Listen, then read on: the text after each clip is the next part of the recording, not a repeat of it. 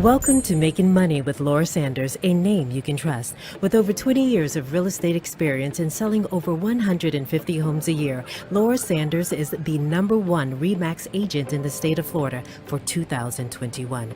Join us each week as we discuss how to make money through buying and flipping homes to renting versus selling and everything in between. To join the conversation, call in live. 888-994-4995, Studio A. Hi, everyone, and welcome to Making Money with Laura Sanders, and I am your host, Laura Sanders. Every week, we talk about something that helps you save a little money, make a little money, might teach you a little bit something in order to make your life a little bit easier in this crazy world that we navigate every day. Today, I know you guys are going to be really excited about this one. I have Marty Kiar. He is the property appraiser for Broward County. And gosh, you guys always have so many questions for him. And hopefully we're going to answer a few today. And if we need him to come back to get some more, we will. So welcome, Marty. Oh, thank you so much, Laura, for having me. I've been really looking forward to this. And I appreciate the great work that you do, keeping the real estate community and just our community informed about very important issues that affect the people of South Florida. So thank you for having me on. Yeah, no, thank you very much. I know you're very good about coming out to real estate companies and to the brokerages and title companies and teaching everybody. And I have to say that, you know, a lot of people have a lot of questions about what to do when it comes to taxes. I mean, we all hate to pay taxes. And I'm sure that sometimes you go to a party and they're like, you raised my taxes. And you're like, I didn't do anything. Like, that's just, you know. But so some people love you. Some people are probably like, you're a bad guy, but you're not. You're just the guy that is, well, thank you. It's a job, right? So basically we came up with some questions, but this is like, honestly, not even touching the icing. It's like not even the icing on the cake. Like we haven't even gotten to the cake with just a couple of questions, and this is going to go so fast. So a couple of questions, you know, for you that I think people always want to know. Number one, right? How many months does someone have to live in Florida to be a resident and to receive Homestead? And I ask this question because a lot of people are not from Florida. Obviously, they come from Connecticut. They come from other places, and residency is different in other places versus here. That is such a fantastic question. And by the way, my dad actually yelled at me when he got his tax bill this year as well. So trust me, I get it from everybody. But you know, the great thing is under Florida law, there is no requirement that you live here for a specific amount of time to have a homestead exemption. All you have to do is be on your property on January 1st. It has to basically be your primary residence on January 1st. January 1st is what we call our date of assessment.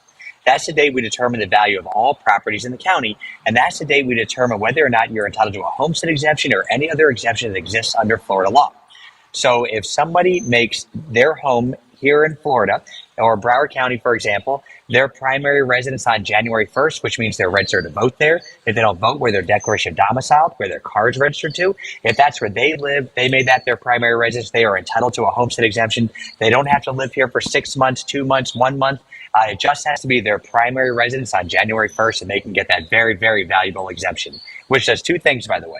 The first thing it does, it takes $50,000 of value off the tax roll they'll no longer pay taxes on. It can save them maybe $800, $900, possibly $1,000 a month, depending on the local millage rates. But most importantly, it really protects them going forward, because every year after they have a homestead exemption, the value of their tax line cannot go more than a maximum of 3%. And you know, in the real estate industry right now, price values have still skyrocketed this year compared to last year, the year before, and the year before that. And so I always tell everybody, if you haven't filed for a homestead exemption, but you've lived on your property on January 1st of this year, please file, because it'll make sure the value you're taxed on won't go up more than 3%, and your taxable value or assessed value won't skyrocket with your market value. So very important. But what if, let's just say, when you say you have to live here January 1st, but what if, let's say you own a home in New York and you own a home here, right? But you're in New York 9-10 months out of the year and you only stay here 2. Are you still entitled to have a homestead? You could be. So it all depends on the facts of the law. What I've learned about property in Florida and in Broward County is that what may work for one may not work for another based on the law and the facts. And there are a lot of people that live somewhere else a number of months out of the year. They live here for some period of time. They can still make this their homestead, but they can't do a few things. For example, if you rent your property while you're here, you may lose your homestead exemption. If you also have another homestead exemption in New York, because you mentioned New York, you're not entitled to a homestead exemption here. But if you have your home in New York and you have your home here, if this is where, again, you're registered to vote, where your declaration of domicile if you don't vote, where your card's registered to, you can live here for any time, as long as you want, whether it's a lot, a little, as long as this is your primary residence, you can be entitled to that homestead exemption. What I always tell everybody, give me a call. If you're not sure if you qualify, we'll let you know if you do. So if anybody wants to call me or email me, we'll go through the facts with you. We'll figure out whether or not you're entitled to that exemption. But yes, you can absolutely be entitled to that exemption, even if you live in New York for 9 months and you're here for 3 months, as long as you meet other requirements. Yeah, I mean, listen, I hear everything because 2 weeks ago, I got a call from a lady that lives in Sunrise, and she said that you stopped by her house. And I said, I don't think he stopped by your house. So I said, what's on the card? And she said, she turns it over and it's got a deputy on it or something, like another name on the back or something she read to me. Like, I mean, this is over the phone. I didn't see it, And so I said, she says, no, they're stopping in everybody's house. I'm like, no, they're not stopping in everybody's house. You did something. I just don't know what you did. And I said, well, yeah, no, go ahead. I'm sorry. I didn't mean to interrupt you. So No, actually that's what's okay. going on there is under Florida law, we're required to physically inspect every single property once every 4 years. And Broward County is so massive that it takes us about 4 years to get to everybody's property. So this is basically just us inspecting her home to make sure there are no additions that have been added that weren't permitted, to make sure that it's a condo. So we have to do that with condos as well. There's all kinds of things that we have to look at, but we have to physically inspect every property once every 4 years. Inside and so of what will it? occur is we'll actually, not the inside of it, the outside of it. And Oh, we're actually she looking said at the he needed to entire go outside of the inside. condo as well. That depends. We won't go inside a property. So I don't know. I was going to say, you haven't visited what me, happened and there. I've been at my house for a while. Oh, yeah. I was like, you haven't visited me, and I've been at my house for a while. Oh, yeah. Well, what'll generally happen is we'll go to the property, and if there's no changes, we basically just leave that brochure there, just to let people know that we were there and there's no further action. If there is something that needs to be put on the tax roll that we've missed, or maybe that they didn't pull permits for, or something else, then we would say, please call us. We're going to make some adjustments for this year. Wow. But nobody should have went in the house. I will say this: if one of our appraisers went in her house, please have her give me a call, because that is not appropriate. We cannot do that. Okay. No, they didn't. She said that they wanted to go Oh. into her house, and I was like, that doesn't sound right. I said, that's why I asked her what was on the card, because I said, you know what? You can go on to bcpa.net. I said, and to the left-hand side, you'll see the homepage, and if you're not sure that what you got is real, give them a call, and they'll tell you whether or not that is real or not.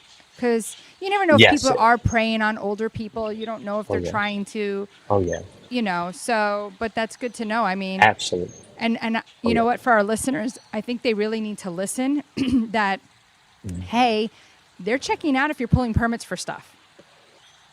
Oh, yes, absolutely. So our goal is just to make sure people only pay their fair share of taxes. That's it, on their fair share of value. And the way that it works is when we determine a value for a property, if it's not property that changed hands, basically it's existingly owned property, we're not fee appraisers, we're mass appraisers. We basically know how big the property is and its location. And then what we do is we add value to it each year based on if you make certain types of improvements. So if you make the square footage of your property bigger, let's say you had a garage or something of that nature, that could actually increase the value you pay taxes on. If you had a pool, that could increase it. Pavers could nominally increase it. There are different things. And so what actually happens is every single week, each city sends us all the permits that were pulled for that week. And what we will do is we'll disregard most of the permits that deal with the inside of the property. So we don't care if somebody's making their bathroom better or their kitchen better. We don't care about any of that stuff. We really just care about if the property is being made bigger and if there are other features that may be added to it. And those are the ones that we keep. And those are the ones that we'll also physically inspect those properties as well, to find out when those improvements are done.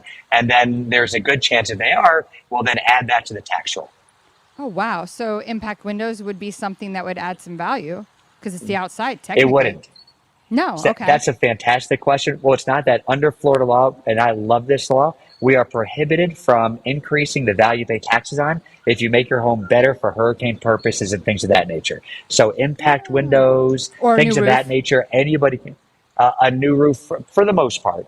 Okay. There are some roofs that can make it nominally a little bit more, but not a whole lot. But for the most part, there are some that we're prohibited as well. So it all depends. What I actually always tell everybody, I go, listen, if you're going to do anything to your home, whether you're going to put new windows in, you're going to put pavers in, a pole in, you're going to make it bigger, just give us a call and we'll let you know exactly what will happen to your property taxes if you do that, so you can make the best decision possible as to whether or not if you want to do that. So we're always here as a resource for the public.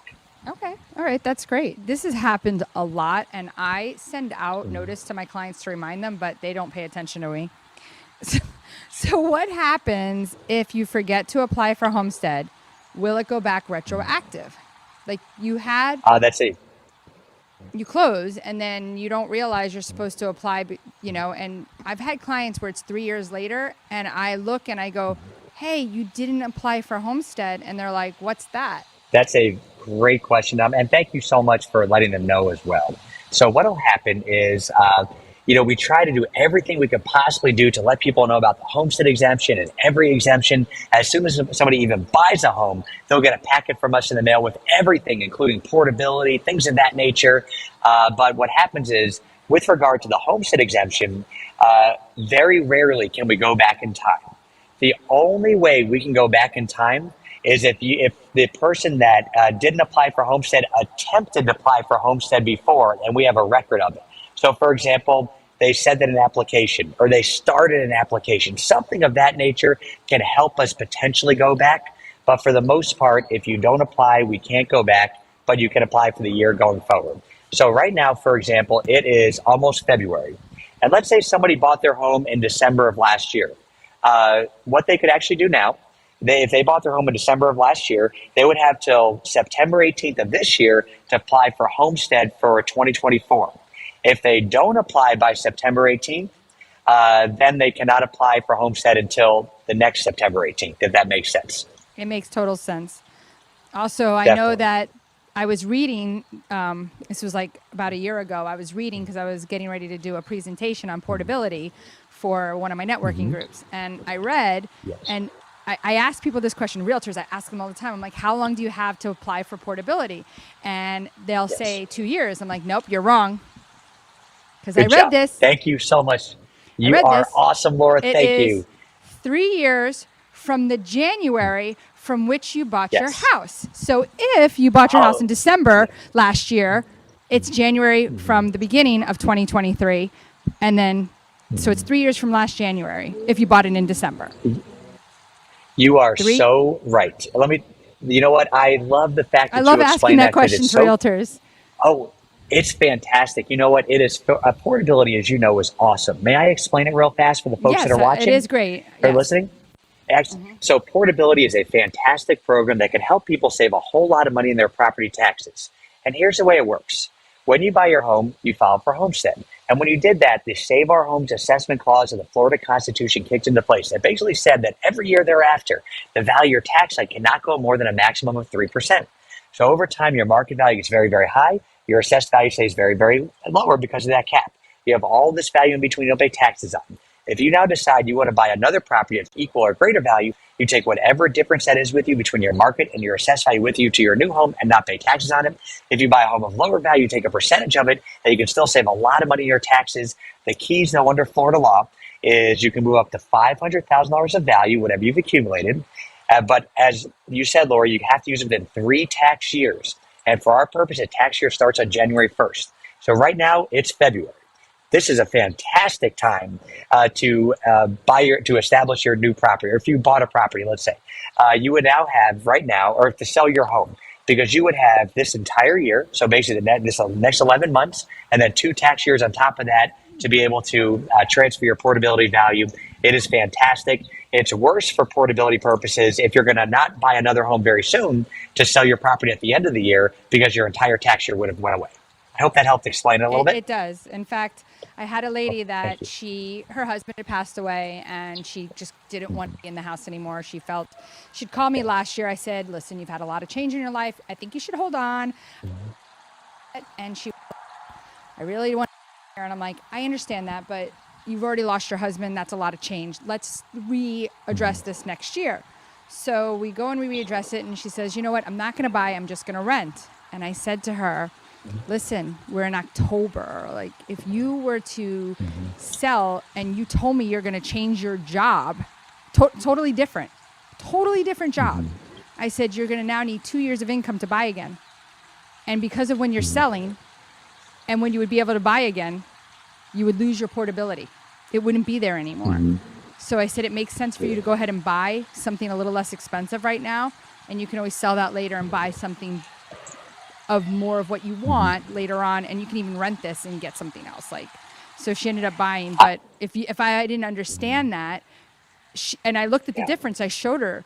In her case, the savings was astronomical. Like, I'm talking like came out to like $2,500 a year. That's $200 and that's a every month. year.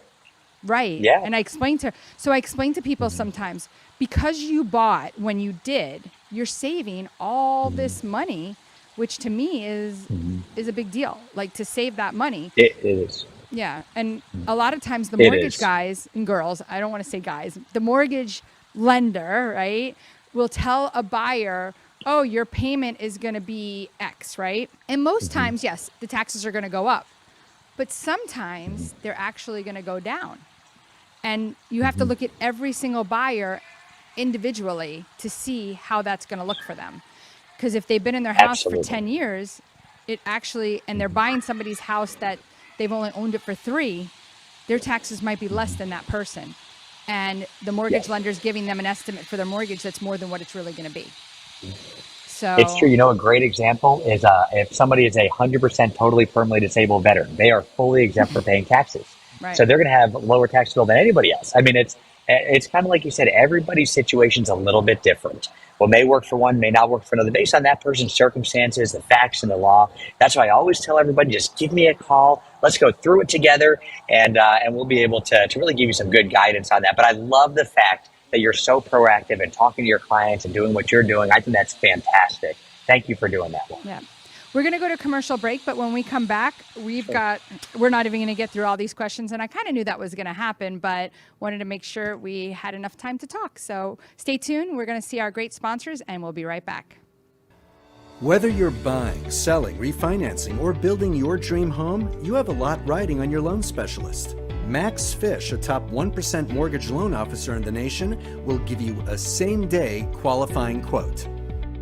Max Fish is committed to providing his customers with mortgage services that exceed their expectations. Ensuring that you make the right choice for you and your family is his ultimate goal. Contact Max Fish today at 954-729-6933 or max.fisch@nwmcorp.net. At JK Closing Attorneys, we do all of the same things that a title company does, but with the benefits of being a law office. We can help with residential real estate, short sales, commercial real estate, refinances, 1031 exchanges, and FIRPTA withholding. Contact JK Closing Attorneys today at 954-332-3111. Again, that is 954-332-3111. You have been watching Making Money with Laura.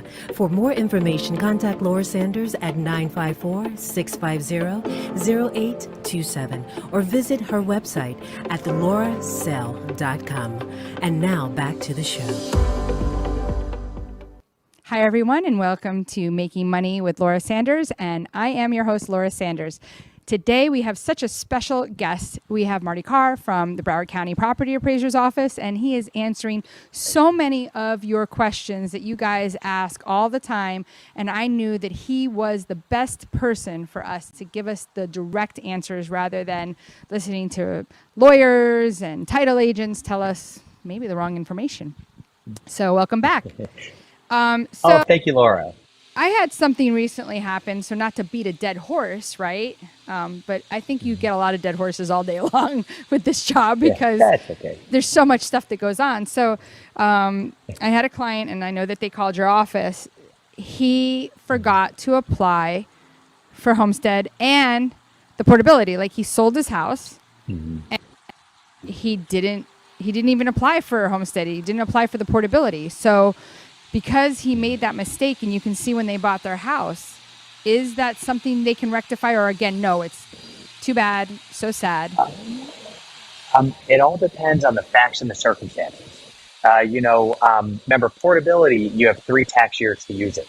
So even if you didn't file for Homestead that first year, let's say you missed the first year, And even the if you missed the second year, And the right? third. But if you go the third year, and the third, well, he could still file for Homestead later, but he may be time barred from portability.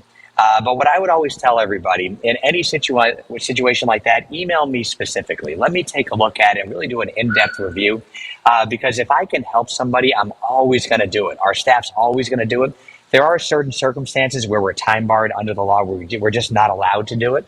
But if I'm able to find gray area where I can help somebody, or maybe there's something in there that under the law gives us the opportunity to help them, I'm always going to do it. So, definitely always please email me. My email is just Marty Kiar at bcpa.net. And if anybody goes on our website at bcpa.net, they can click on email Marty. I answer emails all day, every day. I always want to give it a try on that gentleman. If you could ask him to email me as well. If my staff looked into it, he's probably time barred. I'm sure they're right, but I still would like to give it a look as well, if that's okay. A lot of children that are in their 50s live with their parents. And Yes. they haven't put the house into a ladybird deed, which a lot of people don't know what that is. And I have to say that's a pretty good, vehicle to use when your parents are older. But a lot of children, like I said, they're in their 50s, they're living with their parents, and their parents pass away, and their parents had $2,500 taxes, and the kids were living there. Yes. That was their homestead. So how can these children preserve those taxes? So it depends. And again, this depends on the specific facts of what's going on there. So generally, and you're right, what happens is the parents have been there for a long time. Maybe they've been homesteaded for 30 years. And that entire time, they get the benefit of the Save Our Homes assessment cap. So basically meaning the value of their tax line couldn't go up more than 3%. So fast forward 20, 30, 40, maybe 50 years, their market value is much, much higher than their assessed value because of that cap. If the parents are the only ones that are on the deed and only ones homesteaded on that property, what occurs is once they pass on, the property gets reset to market value, and then the people that inherit the property, their taxes go from here to here because that assessed value, all that value that they weren't paying tax on goes away because it got reset to market value. There are some ways under the law that maybe the person inheriting the property can potentially protect themselves, but it all depends. And I'll give you one example. Let's say, for example, the husband, let's say you have a mom, and let's say the mom owns the property and the mom is homesteaded and the mom is on the deed, but that a mom has an adult son that lives with her. If the mom adds the son that lives with her, and the son doesn't have a homestead anywhere else, he lives with the mom, if she adds him to the deed as joint tenants with right of survivorship, makes it his homestead as well, then if the mom passes on, he would then take the property, basically go right to him, and he would take it at the same tax rate, basically the same assessed value the mom was paying taxes on. But here's the thing, though, that people need to be careful about. If you add somebody to your deed, whether it's your son or your daughter or anybody else, they're then going to have as many rights to that property as you do, especially if it's joint tenants with right of survivorship. And so what that basically means, if you want to sell your property, if you want to do whatever you want to do with your property, you can't do it without their approval as well. So if somebody's going to make that change, just make sure that's something they really, really want to do. You're going to want to talk to a lawyer. Call our office. You can speak to our lawyers. They can also go through the entire thing with you and just give you good guidance because you really want to make sure you make the best decision possible. That's one way to protect yourself. But for the most part, under most circumstances under Florida law, once the person that owns the property passes away, the property gets reset to market value and the taxes do go up. I try to tell them, but they don't listen. Anyway, we have run out of time. Can you believe it? That was so Okay. quick. Oh my goodness. Oh, you're That's awesome. what I I enjoyed say. this so much, though, Laura. Yes, I'm No, going to these need were you great again. questions. I'm definitely going to need you I again. would love to. So, but thank you so much. I appreciate you taking the time out of your Oh. busy schedule to give us some information. I know that a lot of people are going to listen to this show just because it's you.